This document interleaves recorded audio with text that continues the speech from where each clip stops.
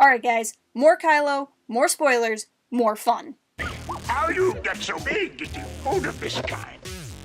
Hey guys, so yesterday I published the video about the origins of Kylo Ren, what happened to Ben Solo, part of why I think he might have turned to the dark side, how it relates to Luke's confrontation with him that we see in flashbacks in The Last Jedi, and also how it relates to the novel Bloodline from the expanded universe. If that's something you are interested in, click on the card up there in the corner, and it'll take you to that. Most of this video is going to depend on some context from that video, so it'd be really cool if you clicked on it and then came back to this one. But where that video really ended, we'd begun to talk about Kylo's relationship with Rey, and some kind of interesting dynamics there, how he seems to be treating her as an ally and not a rival. So in this video, I want to get into the nature of the relationship between Kylo and Rey in The Last Jedi, but I want to start by addressing what caused Kylo to turn on Snoke in the first place. It's that first throne room scene with Snoke, where Snoke berates him for his failure at the end of The Force Awakens. The scene starts with Snoke openly praising Hux,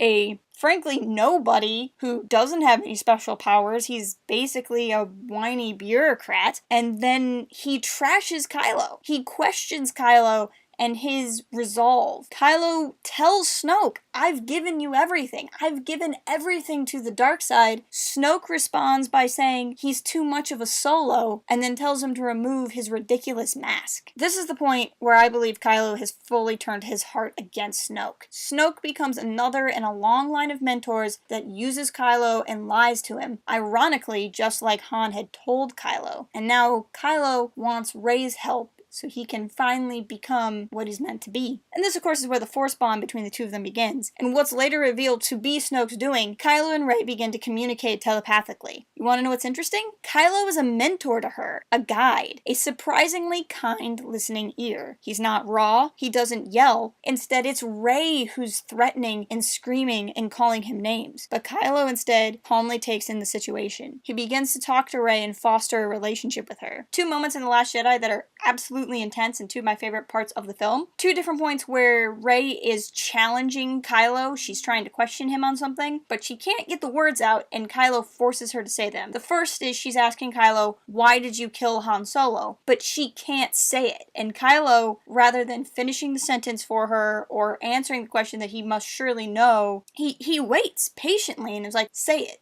Spit it out. He doesn't let her shy away from what she's feeling. The other moment is, of course, when they talk about her parents. Kylo makes her say that her parents were nobody. He looks at her and says, you know what the answer is. You need to tell me what the answer is. And he forces her to say it, and that's something that Luke never did, that's something that Maz never did. In a way, Rey receives more training from Kylo than she did from Luke in the entire movie. I like these scenes because they prove that Kylo has actual emotional depth, even though he's lashing out like a child. Has he matured?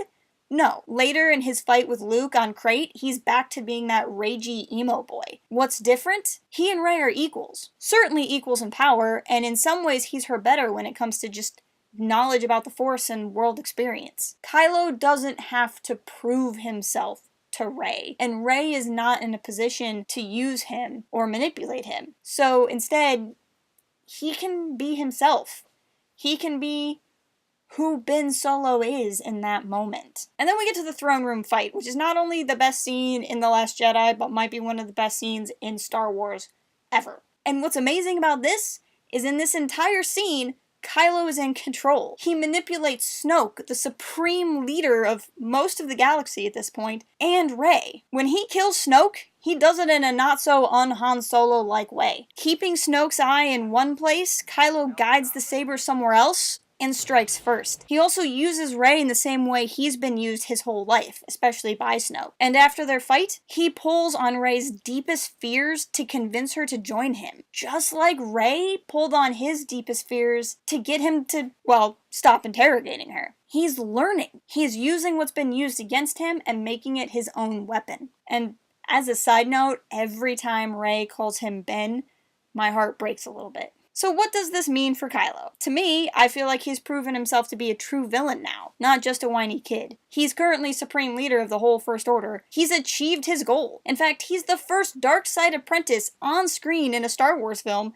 to usurp his master and take over his reign. But he still has a lot to learn. Will he take his duel with Luke to heart and see that his rage can often be used against him? I think he will. I certainly hope so. He still has a lot to learn. He might be a slow learner, but so was his grandfather. I have a lot more to say in the subject of Kylo Ren, but it relates specifically to his Force bond with Rey, and I feel like it might be better served in another video. So that is one that will be coming up soon. I'm going to look at the nature of his rise, her rise, and just what they mean to each other. I don't know that that's going to be the next video, but it's going to be a video soon, so keep an eye out for that. As always, leave a comment, find us on Twitter, come talk to us on Port Haven, come tell me exactly why I'm wrong. I'd love to hear it. And until next time, keep it real and fly casual. Cooking can be fun.